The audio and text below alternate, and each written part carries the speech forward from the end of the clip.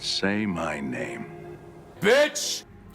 The highly anticipated El Camino, a Breaking Bad movie, has finally been released on Netflix today. There was nothing really known about this movie before its release except that it was a story focused on fuck-ass Jesse Pinkman, of course played by Aaron Paul, and what happens to him directly after the events at the end of Breaking Bad. It was written and directed by the original Breaking Bad creator Vince Gilligan and also stars a few of the original series cast members. So does this movie continue to meet the standards set over 11 years ago when Vince Gilligan started this meth-fueled crime drama masterpiece? You're goddamn right. Yes, this is a good movie. And I use the term movie instead of film because film attempts to explore and convey something bigger than what the audience is expecting, whereas a movie gives the audience pretty much exactly what they want. After all, this is called El Camino, a Breaking Bad movie. It knows exactly what it is and what it's supposed to accomplish. So first off, spoilers for Breaking Bad, but I mean, if you haven't seen Breaking Bad, then shame on you. Go watch it right now.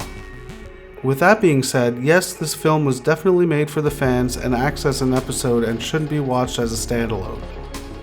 This does feel like a long episode that should have been at the end of the last season of Breaking Bad.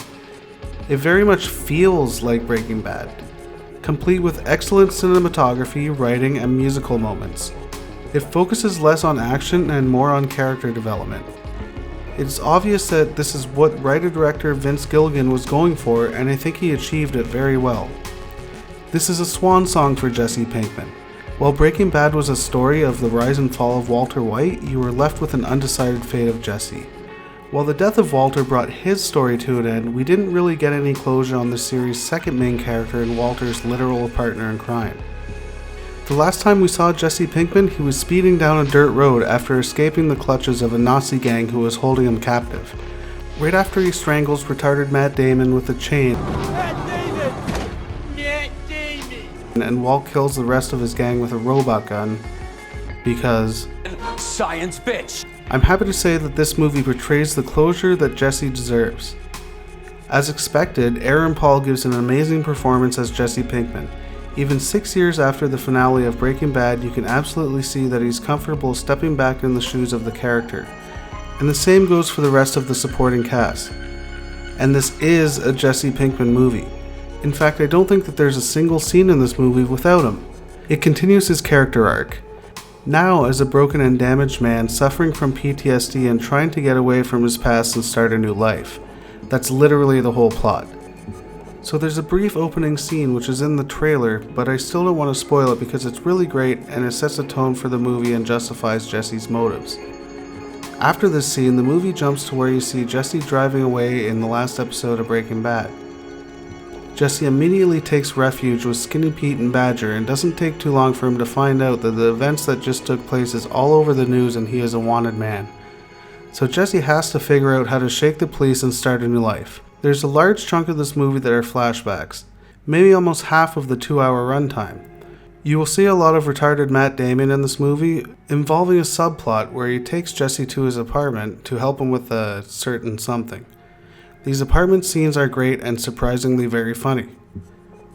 There's a certain kind of dark charm associated with retarded Matt Damon. Offering soup to Jesse, or having one-sided conversations with senseless simpleton banter that actor Matt Damon is so great at doing. All while Jesse is awkwardly trying to humor him as he's resisting the urge to escape.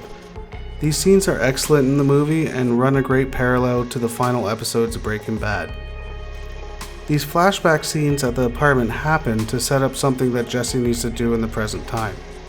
And speaking of humor, this movie surprisingly has a lot of it, almost making it feel like a dark comedy crime drama. And the score was great, giving a more noir feeling to the whole thing. Jesse is very emotionally damaged and broken after the events that he just endured, and actor Aaron Paul conveys this beautifully. Behaving almost like a war-torn soldier, Jesse is so desperate to leave his baggage behind that he's willing to go to some extreme measures to do so, and it's exciting to see how he handles some of these situations. There are a bunch of cameos from past cast members in the movie, but they never felt forced, most of which you've seen in the trailer, but one you have not. Now this isn't a Disney movie, so as you would expect, it has a bittersweet but definitely satisfying conclusion which gives Jesse the closure that he deserves. So yes, this is a great ending to the story arc of Jesse Pinkman and shouldn't be missed by any Breaking Bad fan. In fact, the only complaint that I have is that they should have made this a whole season or miniseries with this movie. And while the conclusion isn't epic or explosive by any means, it's very appropriate and ironic in some ways. If you're a fan of Breaking Bad, you definitely should not miss this one.